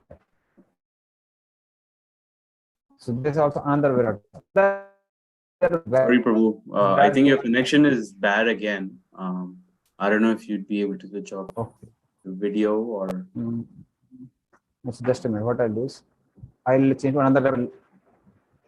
Let us see. Now it's supposed to be good now. Am I audible without voice breaking now? Yeah, I think it's better. Your video is frozen, but I think your audio is better. Okay. So the last Virat Purusa which I spoke is in the form of inverted dolphin. Inverted dolphin. So the stars make a form of inverted dolphin, and yogis in the night time, they meditate on this Virat Purusa. So there are a lot of Virat Purusas, and Parikshit Maharaj is eager to hear about them. Is that clear now? Yeah. Okay, then 12 to 14, Parikshit Maharaj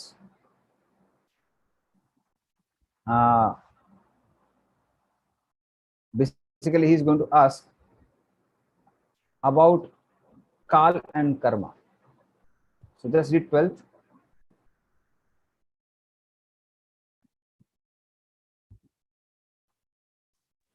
Hare Krishna Prabhu. Also, please explain the duration of time between creation and annihilation, and that of other subsidiary creations, as well as the nature of time indicated by the sound of past, present, and future. Also, please explain the duration and measurement of life of the different living beings known as the demigods, the human beings, etc., in different planets of the universe. So please explain about time and the people of various ages and various planetary systems, so that it instills the sense of urgency in us. That so that all the people in all the planets have to die one day. So let us take up Krishna consciousness very, very seriously. So please explain about that. Please continue.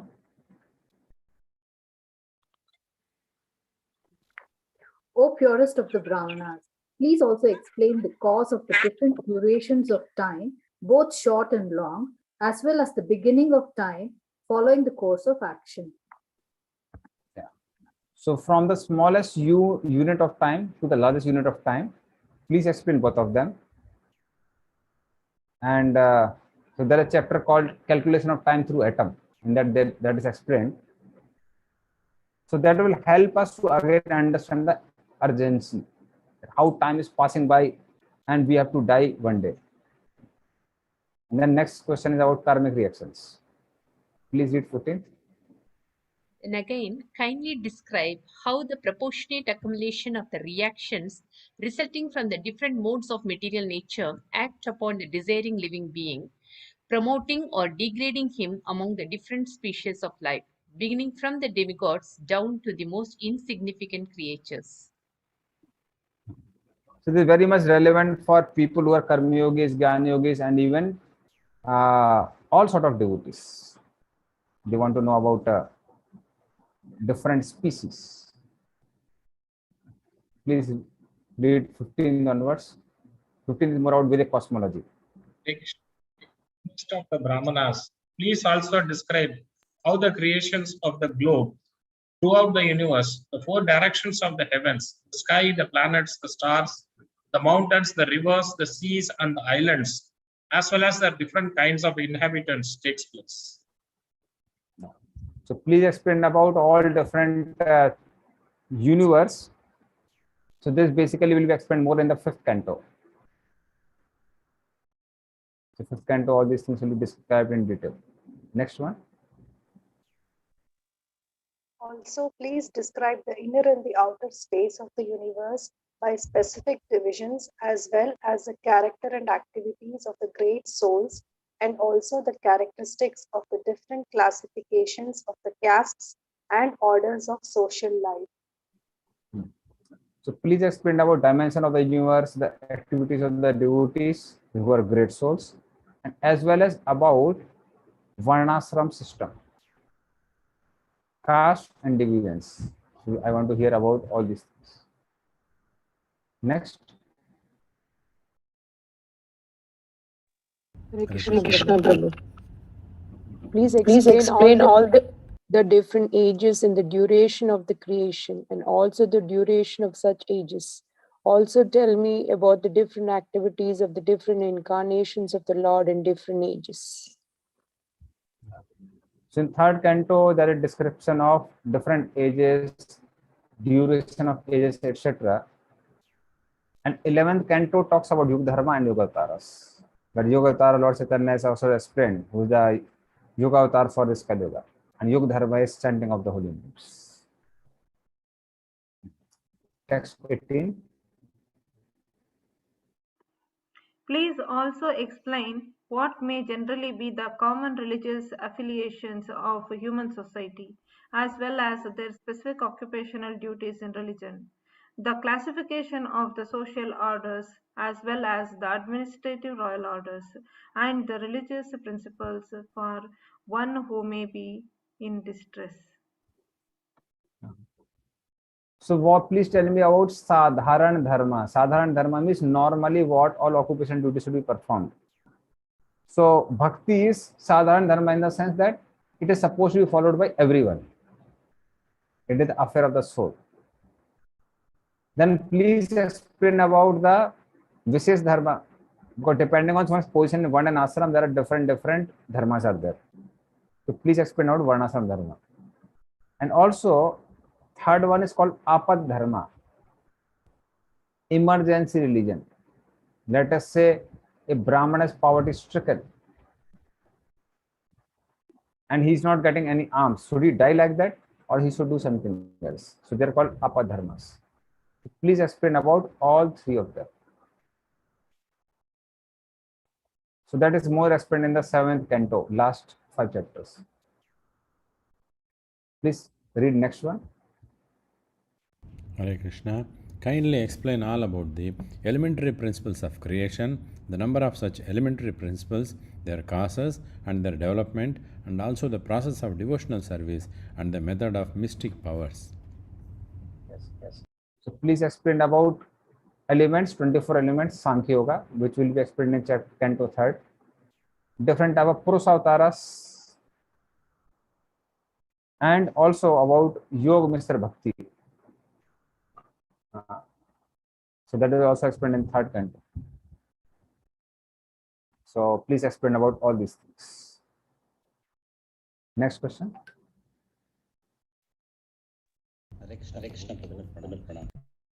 Translation, Mr. Prabhupada, Jai Shri Prabhupada. What are the opulences of the great mystics, and what is their ultimate realization? How does the perfect mystic become detached from the subtle astral body? What is the basic knowledge of the Vedic literatures, including the branches of history and the supplementary Puranas? So please explain about how this yogi, he destroys subtle body. Basically, that means he gets the ultimate realization of entering in Brahman. And also please explain about the conclusion of the scriptures, basic knowledge of the scriptures. But that is relevant for all the practitioners of all the yoga systems. So please explain about all these things. Next question. So 21 is more relevant for Karma Mishra Bhaktas, what they want to know. Please read 21. Please explain unto me how the living beings are generated, how they are maintained, and how they are annihilated. Tell me also of the advantages and disadvantages of discharging devotional service unto the Lord. What are the Vedic rituals and injunctions of the supplementary Vedic rites? And what are the procedures of religion, economic development, and sense satisfaction? So please tell me how one can be delivered from the cycle of birth and death. Please tell me about activities which are favorable for bhakti and unfavorable for bhakti. Please tell me about the Vedic karmas, Martha karmas, Kama karmas. So the different type of procedures of religion, Dharma, Artha, Kama, Moksha is there. Different Vedic rituals are there. Please tell me about all these things in detail. Anuradha Vraj Gopi Mataji. Hare Krishna Prabhu. Here, advantages and disadvantages of devotional service, right? Is it same like favorable, unfavorable, or I'm wondering what are the disadvantages of discharging devotional service? We heard all the advantages, right? So it's basically favorable and unfavorable activities of it. Okay. Okay. So it's not advantage, disadvantage. So literally means favorable and unfavorable. So there can't be any disadvantage.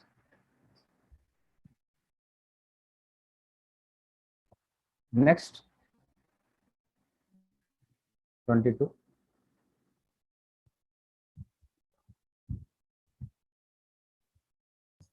Hare Krishna. Please also explain how, merged in the body of the Lord, living beings are created and how the infields appear in the world. Also, please explain how the unconditioned living entities exist. So how there is parallel when all entities they enter in the body of Mahavishnu and how they are created again, how they get their subtle and gross bodies again. And also please explain how imposters are created. So like in Prithvi Yagya, when Prithvi Manav were doing Yagya, Indra took the different forms of different sadhus who are imposters. So how they are created, please tell about them in detail. So Pasand is how they are created.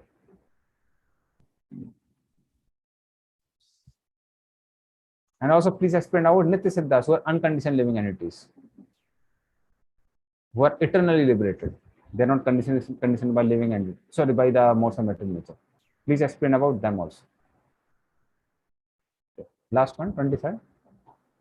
The independent personality of Godhead enjoys his pastimes by his internal potency, and at the time of annihilation gives them up to the external potency, and he remains a witness to it all. Prabhu, actually we have a doubt here. Vandana Mataji is here, she had a doubt. Mataji, would you like to ask or shall I proceed? Mataji, you can continue. Yeah. So we had a pre-reading session in the morning before for this class today. And in the class, we had a doubt on this particular question that his pastimes by his internal potency and at the time of annihilation gives them up to the external potency. What does it mean, Prabhu? This particular. So the independent person of God enjoys his pastimes by his internal potencies. That means his Leela with Yogamaya. So Yogamaya means the pastimes of the Lord with devotees in the spiritual world. That is Lord's pastime. And then what happens is Lord also disappears from this world.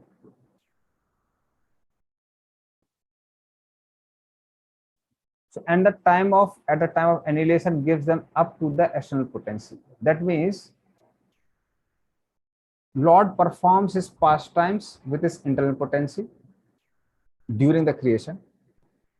And at the time of annihilation of this world, Lord gives up everything into the external potency. That's the time of annihilation. And also at the time of leaving this world also, when he leaves this world, he gives up all his pastimes to the external potency and goes back to his own abode.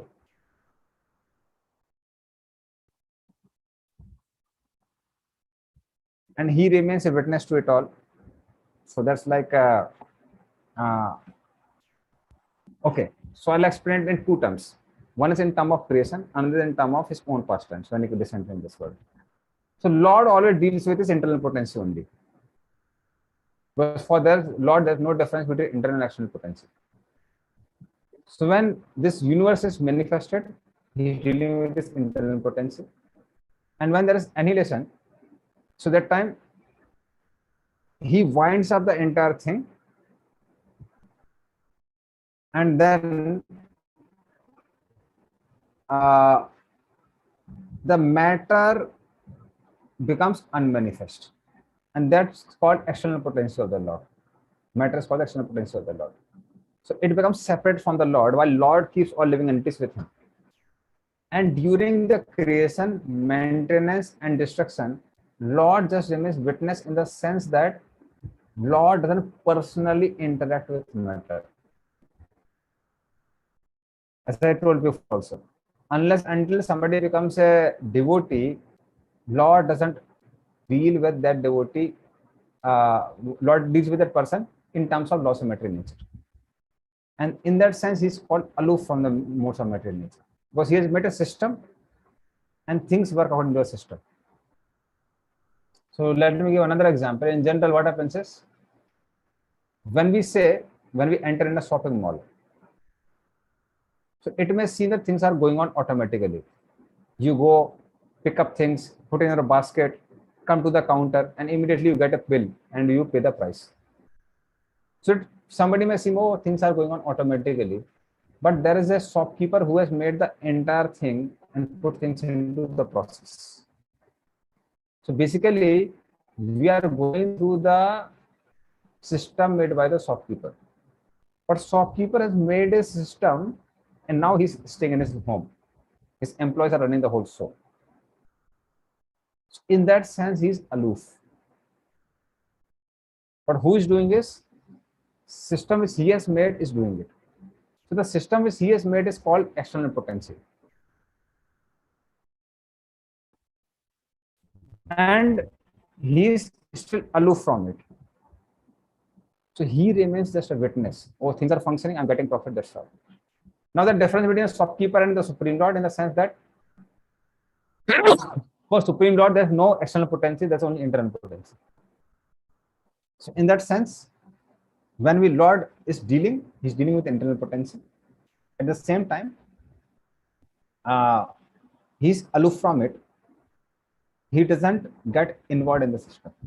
He will get involved in the system only if his son enters in the shopping mall and he wants to buy something or get something. Only then he'll get involved. Otherwise, he doesn't get involved. Does it answer a question to some extent, or I should explain more detail? It's fine, Prabhuji. It's okay. It's fine. Thank you. Okay. So I'll break the concepts. I think devotee is saying, but looks like from their faces still things are becoming difficult. So let me explain them in more detail. So first thing we have to understand, first concept. First concept is, for Lord, there is no difference between external and internal potency. So whenever Lord deals with anything, that is always called internal potency only. So Lord's dealing with matter is also called Lord's dealing with internal potency. And Lord's dealing with coming and performing pastimes, like performing pastimes in Vrindavan or Lord Ram in Ayodhya, that are also dealing with internal potency. But when the annihilation takes place, Lord gives entire universe in the hand of external potency. External potency means now he has nothing to do with it. Earlier he glanced at the universe got manifested. He entered the universe and did a lot of things. But after annihilation, he sleeps for the rest of the time till creation happens again.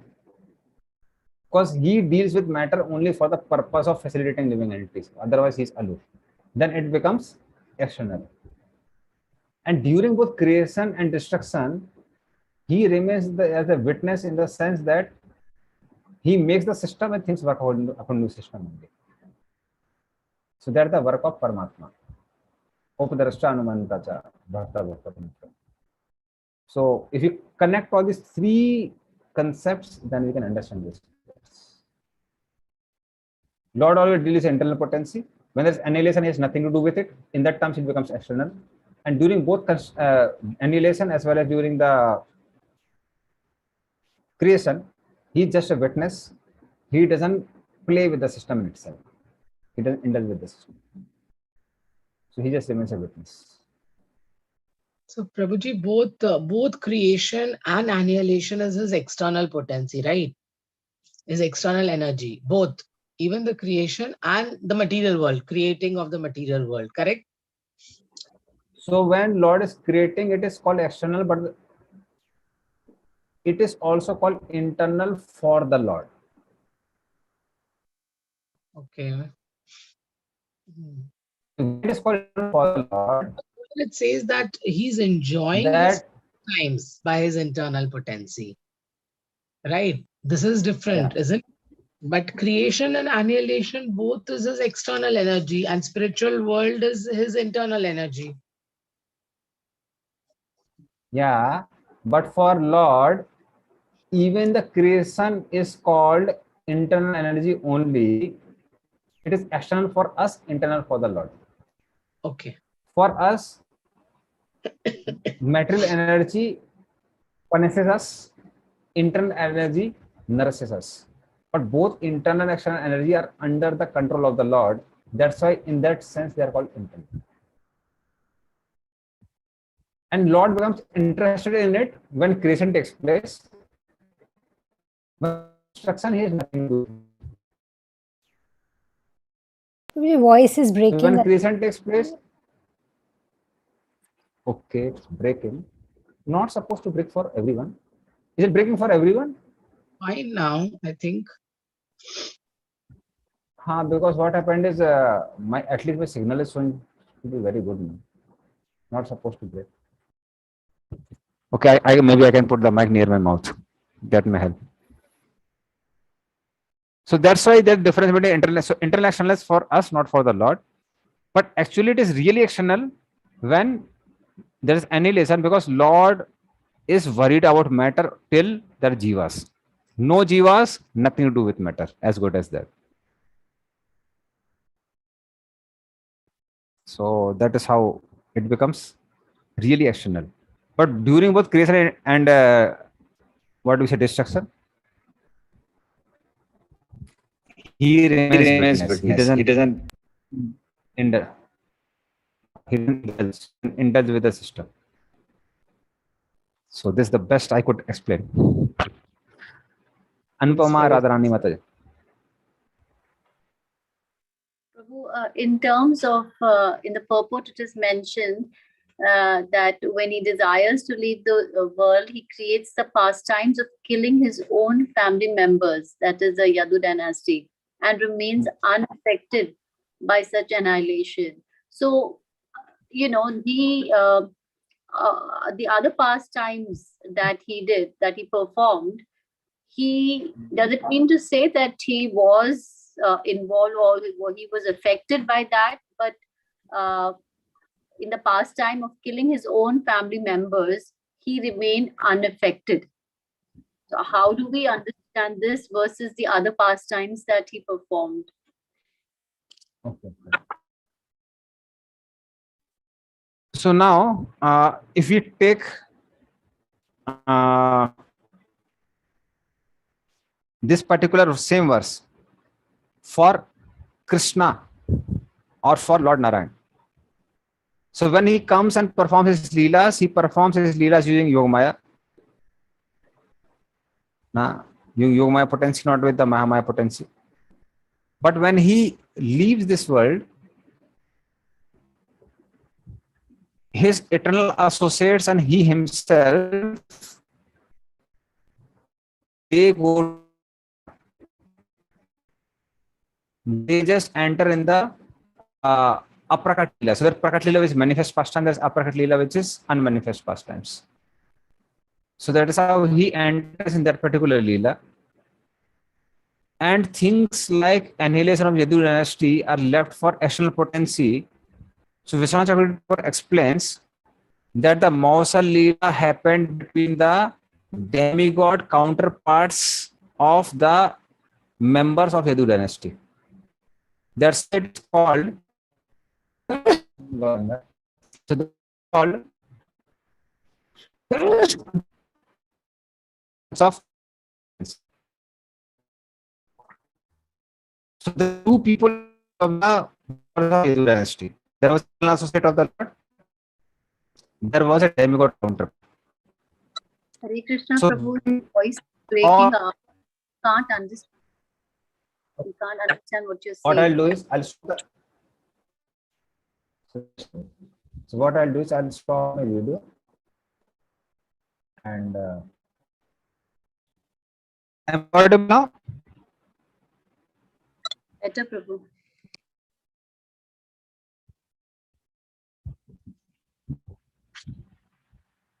Hare Krishna. Am I audible now? Yes, Prabhu, you can continue without video. Your audio is better then. We can complete this chapter with that. Okay, fine. So then what happens? So Vishwanath Thakur explains that there were two personalities in each bodies of members of Yadu dynasty. One was eternal associate of the Lord, another is a demigod counterpart. So Lord performed his pastimes with the devotees of Yadu dynasty. But when it was a time of annihilation, in the sense of annihilation of Yadu dynasty, the eternal associate of the Lord entered in the unmanifest pastimes within Dwarka itself. They never went out of Dwarka to Prabhas Chitra. But when Lord's associates went to Prabhas Chitra, they were demigod counterparts and then they annihilated each other. That was the act of external potency of the Lord, not the internal potency of the Lord. So is that clear? Does that answer your question, Mataji? Yes, Prabhu. Yeah. Thank So okay. So in this verse, if we take it in terms of Purusa Avataras, that is the first explanation which I gave. And the second explanation is if we take this verse in terms of Krishna's personal leelas. So in that terms, it is both external and internal. So here annihilation is talking about annihilation of Yadu dynasty, if we take it for Krishna himself. Okay. Yeah. So Prabhu, just to cap up that point, so you're saying Krishna's aprakatiya leelas are performed by his external energies? Is that what you're concluding it? Yeah, annihilation, especially the leela of Mosal leela, where Yadu dynasty people they killed each other. That was performed by external energy, not the internal energy, because that was performed among the Yadu members who were demigod counterparts within the body of each and every person, like in the body of Pradyumna. So Prabhu, even the other parts of the annihilation, so where Sankarshana and everyone they breathe the fire, all that mode of annihilation, that is still performed as a part of this process by the external energy, or that is performed separately? Okay, that when we say Sankarsana's mouth, the fire emanates and everything, that is a annihilation which happened at the end of day of Brahma. Correct. So for Lord, it is internal potency only, but for us, it is external potency. Because fire which emanates from the mouth of Sankarsan is called Sankarsan. And from that, 11 Rudras come out. Yeah, correct. So all these Rudras, they are part of external potency of the Lord, not the internal potency of the Lord. All right. So that annihilation also annihilation due to external potency in that terms. Okay. Interesting. So 1, 2, 3, 5 verses are remaining. 6 verses are remaining. So that we'll do in the next class. What I'll do is, for the next class, I'll give one homework.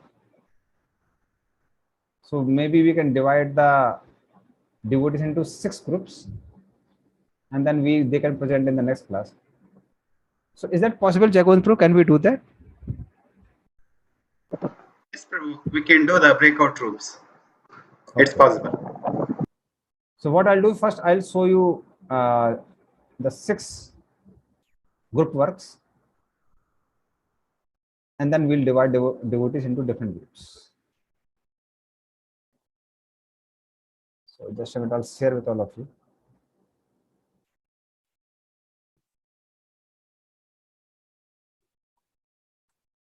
So maybe all the devotees can take some snapshot or something like that. So that can help devotees to get their group works. And when we come back on Thursday, we'll start with the group works.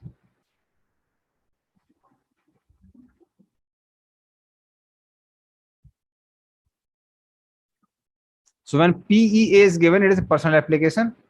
PRA is a pitch and application. M plus M is mode and mission. And TSA is called theological application.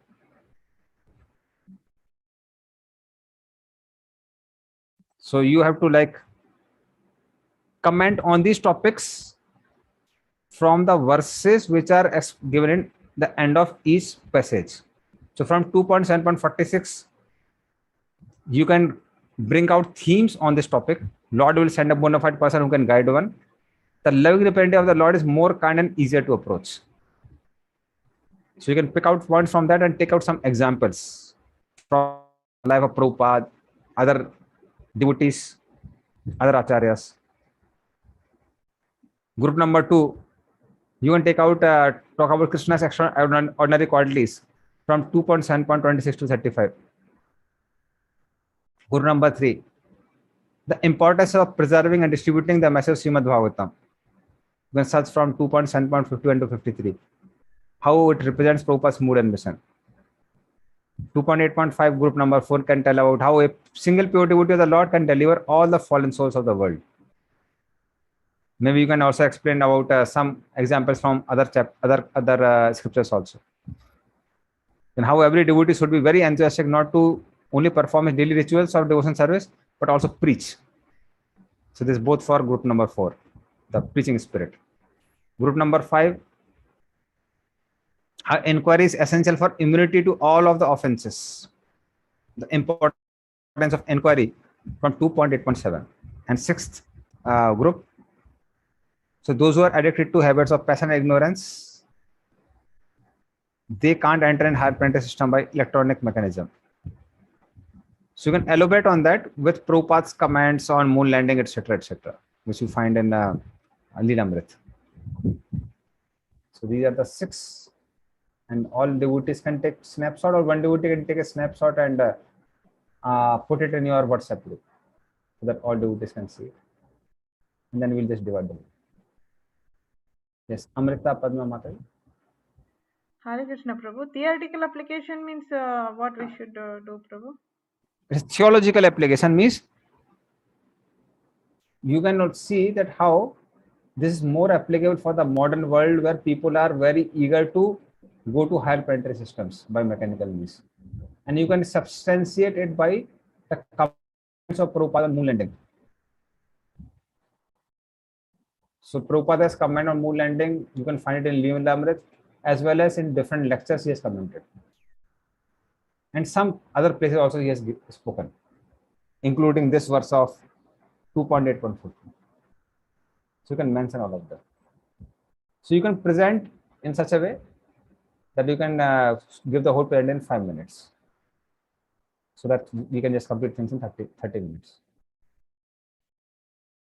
So now I'll just divide the devotees into 6 groups.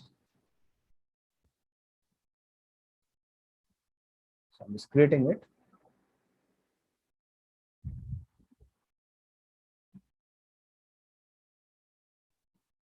So devotees can join it for some time and then note it down.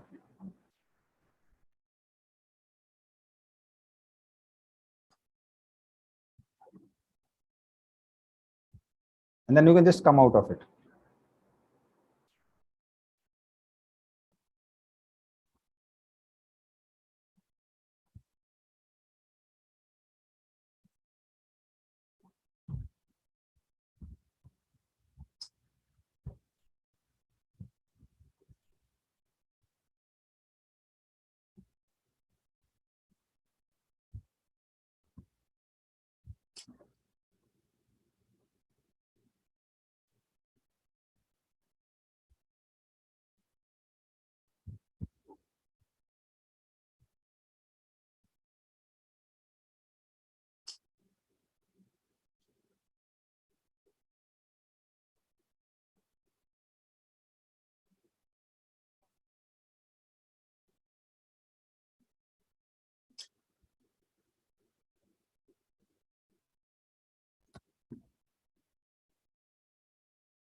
I'll close the rooms now again so that devotees only appear.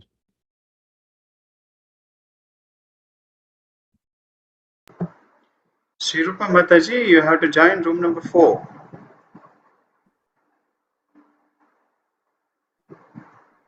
You're on mute.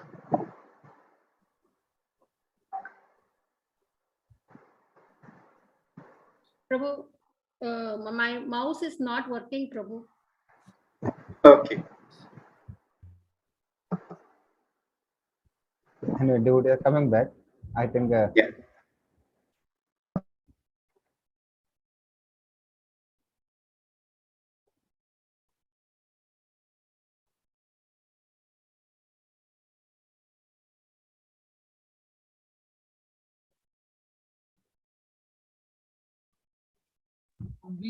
Do we meet before, like the group, the members, and discuss, Prabhu, before the class?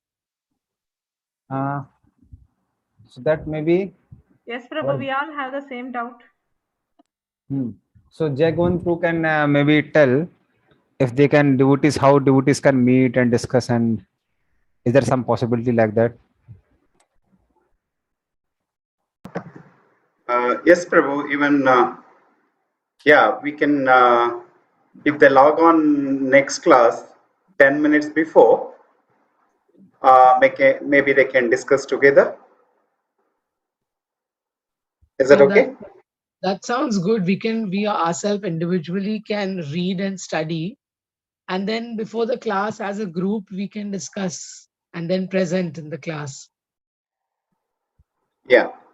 And the group exercise also I have posted in the group.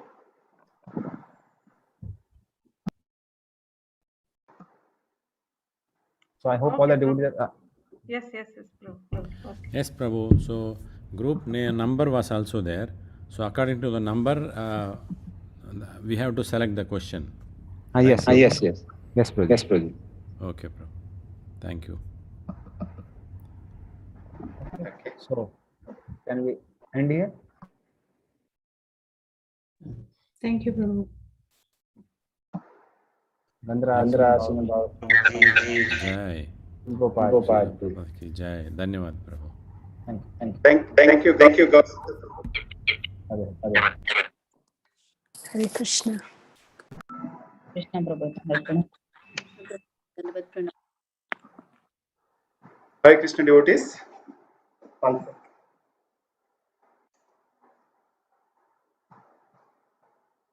If you come on next class, which is on Thursday, if you log in 10 minutes before, you can, you know your group members, right?